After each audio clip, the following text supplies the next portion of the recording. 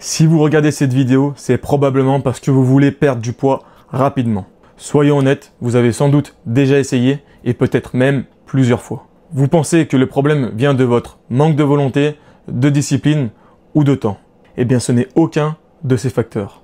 Le vrai problème vient des conseils qu'on vous a donnés sur la perte de poids qui, eux, étaient mauvais. Après avoir aidé des dizaines de personnes à perdre du poids, j'ai pu voir ce qui fonctionnait et ce qui était vraiment une perte de temps dans la perte de poids.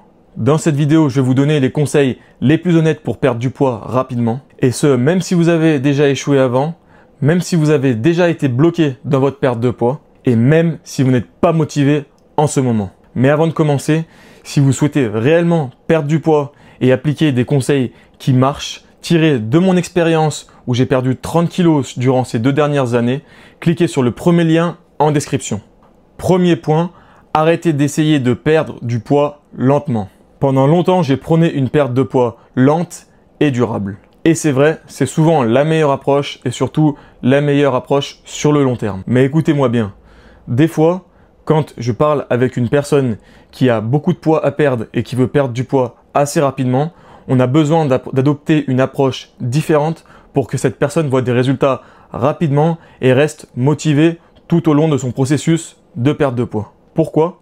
Parce que tout simplement au début d'une perte de poids, quand on voit sa balance bouger rapidement, ça nous donne un élan de motivation et ça nous enclenche certains processus et certaines habitudes qui vont se mettre en place pour avoir une perte de poids durable et un peu plus lente par la suite. Parce que oui, je suis honnête dès le départ, ces méthodes de perte de poids rapide ne sont pas durables sur le long terme. La raison pour laquelle beaucoup de personnes reprennent du poids après l'avoir perdu, donc ce qu'on appelle l'effet yo-yo, c'est parce qu'ils adoptent des solutions non viables sur le long terme. Mais si vous savez que vous allez faire quelque chose d'intense pendant seulement 1 ou 2 semaines pour accélérer ces résultats et vous motiver, puis ensuite passer par une approche plus durable, c'est une approche totalement différente. Par exemple, une personne que j'ai conseillée, qui s'appelle Sophie, a suivi un protocole de 2 semaines de perte de graisse rapide et est ensuite passée sur une approche plus durable pendant 8 semaines, a réussi à avoir des résultats rapides tout en restant cohérente sur le long terme.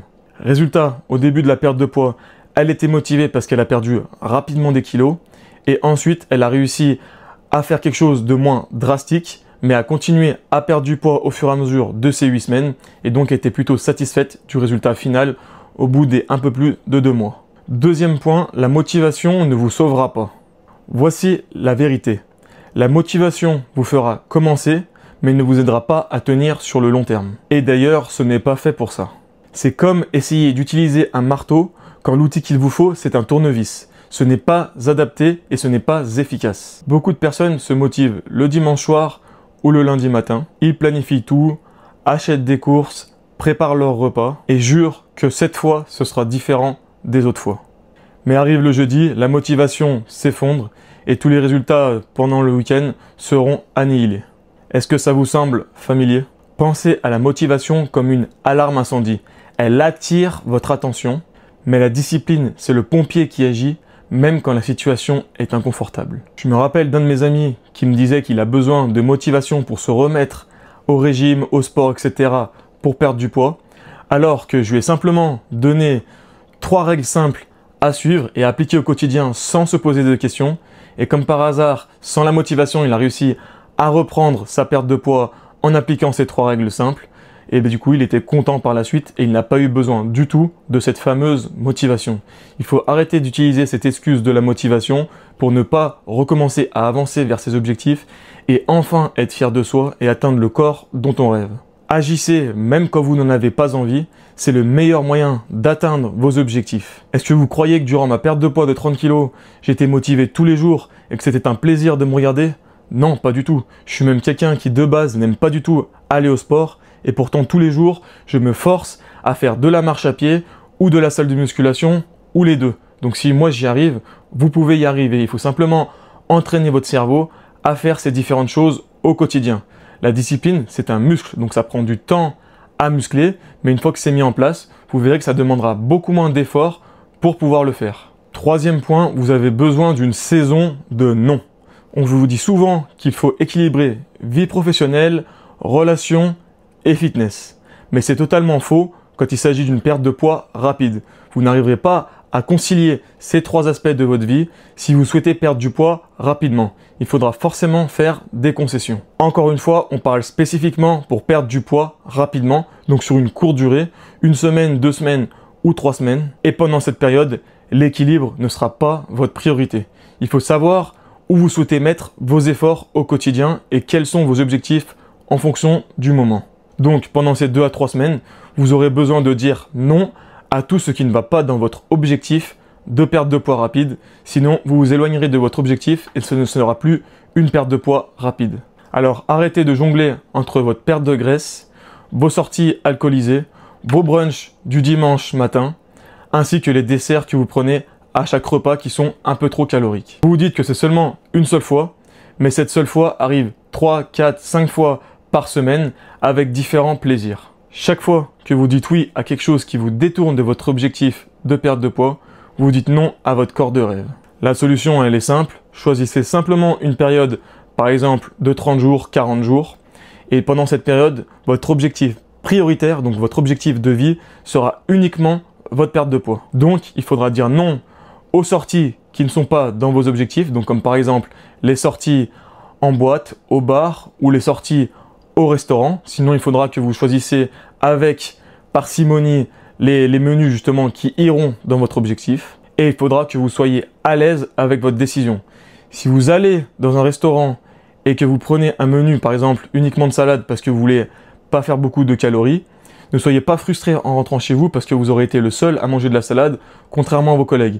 Dans ce cas-là, il vaut mieux ne pas aller à cette soirée et ne pas être frustré. Comme ça, vous savez que vous avancez vers vos objectifs et que ce n'est que temporaire. Un de mes amis avait fait une perte de poids durant 3 mois et à la fin, il rentrait dans une phase de plateau et n'était pas satisfait et commençait à vouloir se relâcher au fur et à mesure parce qu'il ne voyait plus de changement physique sur lui-même. Alors, ce que je lui ai conseillé, c'est simplement de se donner une période définie, comme par exemple 1 mois. Et pendant ce mois, il était concentré à 100% vers ses objectifs de perte de poids. Et comme par hasard, ça a relancé sa perte de poids et il était motivé à nouveau par la suite pour concilier perte de poids et vie sociale. Si vous êtes prêt à vous engager dans votre transformation physique dès aujourd'hui et que vous avez besoin des outils nécessaires, encore une fois, téléchargez mon guide dans la description qui pourra vous aider. Point 4. Le sommeil est un multiplicateur de perte de graisse. Si vous voulez que votre perte de poids semble plus facile, arrêtez d'être comme un téléphone à moitié chargé. Vous n'avez pas besoin d'un complément alimentaire miracle ou alors d'un régime qui est à la mode en ce moment, ni d'une tisane détox. Vous avez simplement besoin de sommeil. Comme je le répète assez souvent, quand vous manquez de sommeil, vous aurez toutes vos hormones de la faim qui vont se réveiller, comme la leptine et la gréline. Résultat, vous aurez beaucoup plus faim par la suite, vous aurez beaucoup plus envie de sucrer et vous éloignerez vos objectifs de perte de poids. Le manque de sommeil détruit votre volonté et ralentit votre récupération. Pourtant, c'est souvent la première chose que vous sacrifiez en entendant toutes ces phrases de motivation qu'on voit sur YouTube où ils nous disent, comme par exemple même Arnold, que 4 heures à 6 heures par nuit de sommeil, ça suffit si vous voulez atteindre vos objectifs, alors que pour la perte de poids et pour la santé, c'est totalement faux. Dormir n'est pas un luxe, ce n'est pas une fierté de dire « j'ai réussi à dormir seulement 4 heures cette nuit ». Je connais beaucoup de personnes qui pensaient manquer de discipline alors qu'elles manquaient simplement de sommeil.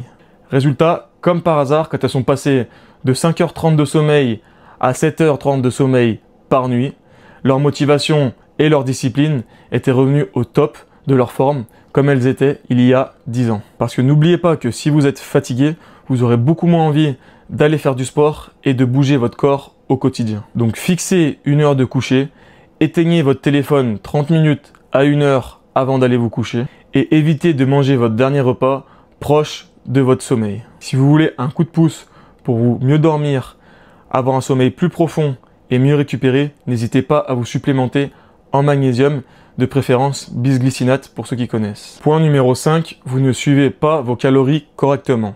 Beaucoup de gens pensent être en déficit calorique mais se frustrent quand ça ne fonctionne pas. La vérité, c'est simplement que vous êtes probablement dans le déni. Et ce n'est pas votre métabolisme ni votre âge le réel problème.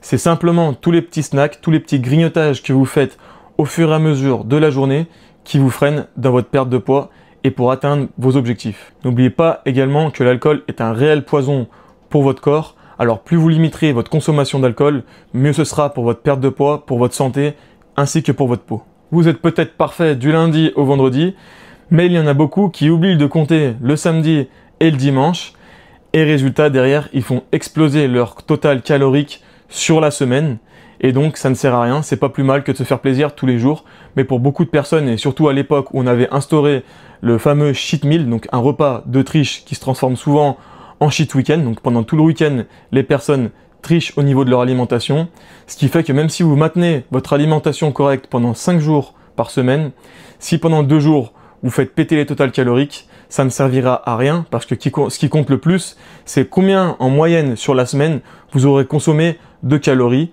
et pas simplement le fait d'être bon 5 jours sur 7 qui fera que votre moyenne sera bien. Une étude a montré que des personnes pensant consommer 1200 calories par jour consommaient en réalité 1800 à 2000 calories. C'est une différence énorme dans la perception des calories que l'on consomme. Alors la solution, c'est simplement d'être brutalement honnête avec vous-même et de justement compter les jours où vous faites des écarts pour être sûr que le problème viendra d'ici et pas d'ailleurs comme vous le pensez. N'oubliez pas que tous ces petits écarts peuvent rajouter facilement 600 à 800 calories dans vos quotidiens. Par exemple, dans mon cas, j'aimais bien manger à chaque fois avant de commencer le repas une petite tranche de lard d'Hammer ou une tranche de Tom, suivie de quelques tranches de saucisson. Et il s'avère que quand je me suis amusé à compter ces calories, ça faisait facilement 200 à 300 calories, et ça c'était dans le meilleur des cas.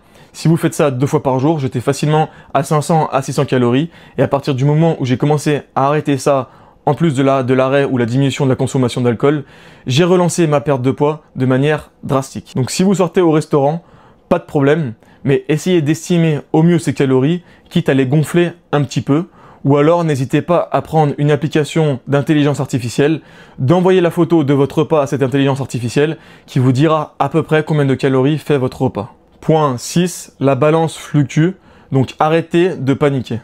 La balance n'a pas ruiné vos progrès, par contre la réaction que vous avez eue à cette balance, oui.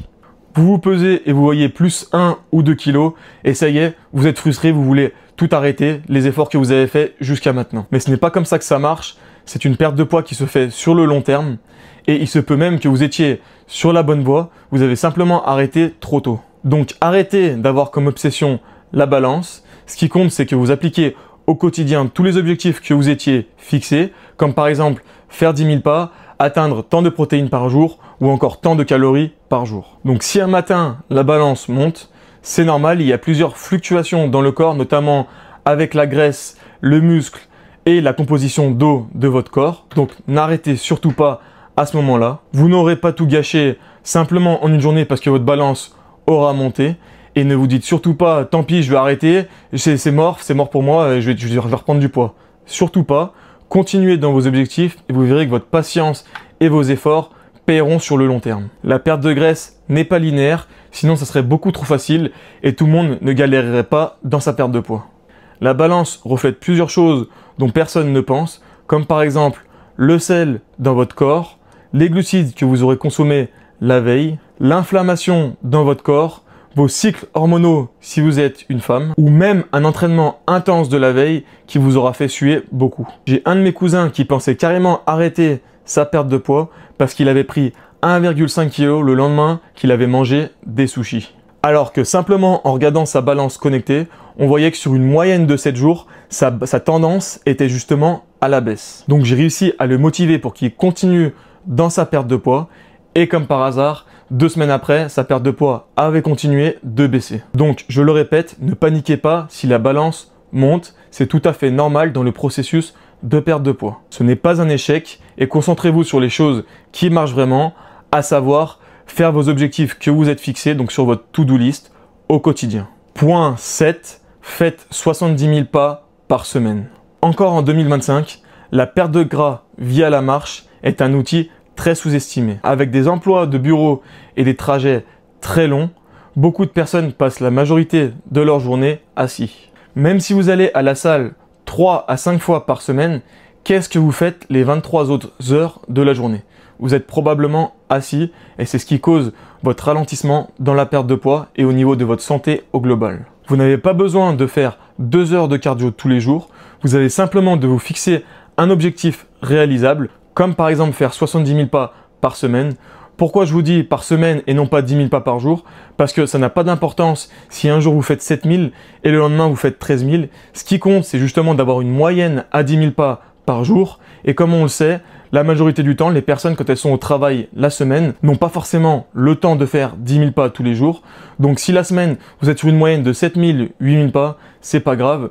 Le dimanche ou le samedi, vous pourrez très bien compenser en allant faire une randonnée avec votre famille ou vos proches. Et comme ça, ces jours-là, vous serez à 15 000 ou 16 000, voire plus. Et du coup, votre moyenne hebdomadaire sera à 70 000 sans que vous ayez torturé votre esprit tout au long de la semaine. N'hésitez pas à faire des marches de 10 à 15 minutes plusieurs fois par jour. Comme ça, vous augmenterez votre moyenne quotidienne sans vous en rendre compte. Et surtout, si vous le faites après vos repas, ça aidera votre corps à digérer et à utiliser l'énergie que vous venez de fournir à votre corps pour marcher. C'est accessible et j'insiste vraiment, ça change tout. Ces vérités sont dures, mais je vous promets que si vous les appliquez au quotidien, vous verrez que ça va tout changer dans vos résultats. Si vous voulez aller plus loin pour savoir ce qui marche vraiment dans la perte de poids et avoir un guide clair et détaillé, encore une fois, cliquez sur le lien dans la description pour télécharger mon e-book qui est un guide complet et qui résume mon expérience durant ces 2 dernières années qui m'ont permis de perdre justement ces 30 kilos que j'avais en trop et d'enfin être heureux dans mon corps. Alors si vous souhaitez vous aussi commencer un réel changement dans votre transformation physique, téléchargez cet e-book avec le lien dans la description et en commentaire épinglé. Merci d'avoir regardé cette vidéo et mettez un like sur la vidéo si le contenu vous a plu. À très bientôt.